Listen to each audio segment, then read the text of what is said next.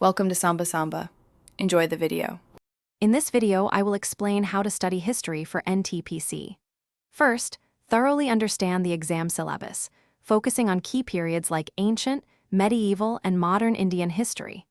Next, gather all necessary study materials, including textbooks and previous year's question papers.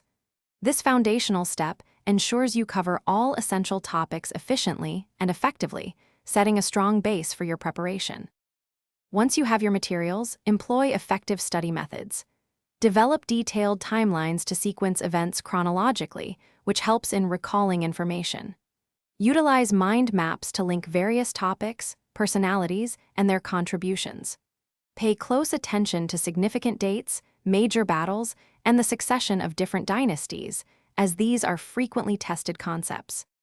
Consistent practice and revision are crucial for success. Regularly attempt multiple-choice questions from various practice sets to familiarize yourself with the exam pattern. Make it a habit to review your notes and timelines frequently, reinforcing your memory. Identify any topics where you struggle and allocate additional study time to strengthen those areas, ensuring comprehensive preparation. Finally, enhance your preparation with advanced tips. Engage in discussions with fellow aspirants to gain diverse perspectives and clarify doubts.